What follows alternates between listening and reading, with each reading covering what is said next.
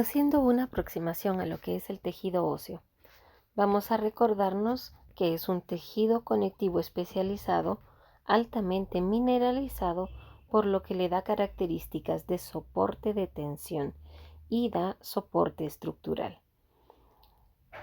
Deriva siempre de una célula mesenquimática. Vamos a ver, las células mesenquimáticas están aquí y los osteoblastos y osteocitos están en la región derecha. Vemos que la transformación de las células mesenquimáticas hasta los osteoblastos relativamente es sencilla y el cambio de la estructura no es mucha. Se vuelve ovoide y comienza a sintetizar elementos, así como a agrupar minerales afuera de ellas, por lo que generalmente quedan encerradas dentro de estos minerales. Y para poderse nutrir es que elaboran estas prolongaciones y esas prolongaciones les van a servir como canales o vías de acceso para poder nutrirse de los demás. Por lo tanto, van a ser canalículos en estas células. Una característica importante es que el hueso solo se produce si hay sangre alrededor.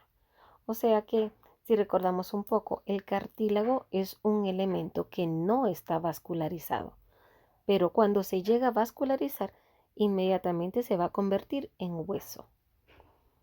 Vemos aquí la derivación. Las células mesenquimáticas se desarrollan en varios grupos celulares. Entre esos encontramos al fibroblasto, que es nuestro compañero de los principales representantes del tejido conectivo. Vemos que los fibroblastos van a producir fibras de colágeno tipo 1 y que se rodean alrededor del cartílago que rodean al hueso. En esta forma van a formar un periósteo, que es lo mismo que en el cartílago, solo que rodeando al hueso. El fibroblasto, cuando está inactivo, ya se vuelve fibrocito. La célula mesenquimática está produciendo o diferenciándose en otros tipos, y uno de esos tipos va a ser la osteoprogenitora, que es la intermediaria entre la mesenquimática y el osteoblasto. La osteoprogenitora se va a alojar a la par de los fibroblastos, debajo del periósteo. El periósteo, si nos recordamos, tiene dos porciones, una fibrosa que es externa, que conecta con el resto de tejidos y órganos a la par, y la otra que es la interna, que se llama la capa osteoprogenitora, debido a que ahí están estas células. Estas células tienen una respuesta formativa bastante fuerte al producir a los osteoblastos. Por eso es que cuando hay algún golpe que pueda lesionar el periósteo, se reactiva la remodelación ósea, como sucede en las fracturas. Los osteoblastos son las células responsables de la elaboración de la matriz extracelular, que en este caso van a tener dos porciones. Un elemento que es inorgánico, que está representado por la hidroxiapatita, y los elementos orgánicos, que ya los conocemos, la sustancia fibrosa con la colágena tipo 1 y la sustancia amorfa que contiene glucosaminoglucanos como el ácido hialurónico o hialuronano, los proteoglucanos como el agrecan y las glucoproteínas de adhesión como la osteonectina, osteopontina y osteocalcina. El osteoblasto tiene otra característica, y es que es la célula que elabora el hueso y por lo tanto es la que forma y osifica al hueso. Para poderse formar puede haber requerido de un modelo previo de cartílago, y esta osificación se denomina endocondral. Vamos a ver la formación del cartílago a hueso. Empezamos por un segmento que está el cartílago en reposo, una etapa proliferativa donde miramos las células cartilaginosas que se están reproduciendo, o sea que están formando grupos isógenos, generalmente columnares. Luego una etapa que se llama hipertrófica porque las células cambian de tamaño y se vuelven más grandes. y comienza a verse una coloración diferente. En esta etapa se vuelve la calcificación del cartílago. Cuando ocurre esta calcificación, el cartílago desafortunadamente pierde su capacidad de difusión y por lo tanto no le llegan la misma cantidad de nutrientes y las células requieren un cambio y una remodelación. Por eso es que en este sector las células son sustituidas ya por osteoblastos y comienza la verdadera osificación. Entonces, para este lado es la calcificación y para este lado es la osificación, donde vemos que el tejido óseo, en este caso trabecular, se ve más denso, más mineralizado.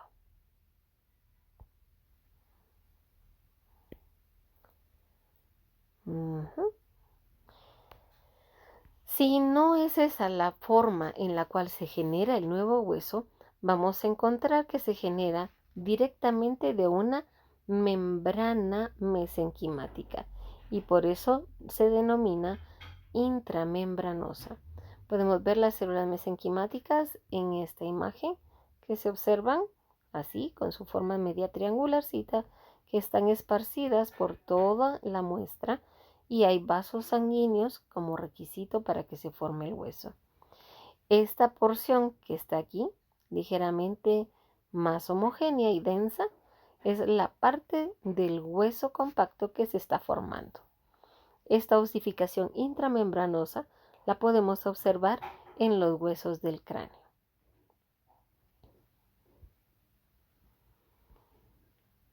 Muy bien.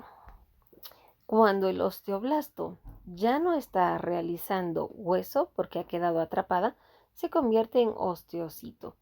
El osteocito, como lo habíamos visto, se ramifica, emite sus canalículos para poderse nutrir. Otra de las células que produce la célula mesenquimática es el monoblasto, que le va a dar origen a los osteoclastos. Muy importante esta célula, porque ella realiza la resorción ósea. Resorción se habla directamente de comerse al hueso y sacar los elementos minerales como materia prima de calcio para los procesos metabólicos del resto del cuerpo. El balance entre la producción del osteoclasto y la resorción del osteoclasto va a hacer que nuestra materia ósea se mantenga saludable y en buen estado. Si este balance no se produce y hay poca producción de parte del osteoblasto y mucha resorción del osteoclasto, entonces puede surgir lo que conocemos como osteoporosis, que sencillamente es dejar espacios abiertos o poros directamente en el hueso. Para que tengamos una idea de eso, veamos esta imagen en donde podemos apreciar el periósteo en esta región, el hueso cortical y una línea imaginaria del hueso cortical que lo vemos relativamente como muy pareja, hasta que llegamos a esta región donde se encuentra la laguna de Hauship. Vemos una mordida o una muesca en esta región y otra aquí. Estas regiones de las lagunas de Hauship son los espacios donde ha ocurrido resorción ósea y esto nos ayuda a eliminar las partes que están muy frágiles o que no están en buenas condiciones. Siempre hay un proceso de remodelación ósea a lo largo de nuestra vida. Si vemos la estructura del hueso, podemos encontrar que lo podemos clasificar en dos grandes grupos. Uno es el compacto, que es un hueso muy ordenado, bastante regular, y se clasifica en osteonas o sistema de Havers, que como requisito tiene un centro con vaso sanguíneo rodeado de rodeado de estas laminías concéntricas y tiene celulitas que dijimos que eran los osteocitos y estas emiten los canalículos de una hacia la otra para poderse unir. El sistema de Havers es solamente esta porción que es como un cilindro con un espacio vacío. Aquí vemos otro cilindro con otro espacio vacío y en medio de ellos hay matriz que no le corresponde directamente a algún sistema de Haber u ostiona.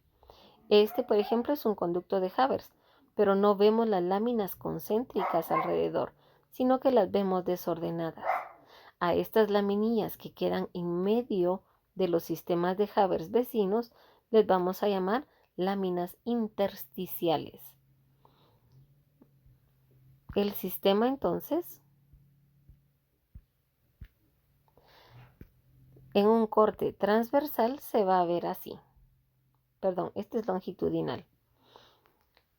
Lo vamos a ver con los conductos de Haber a lo largo.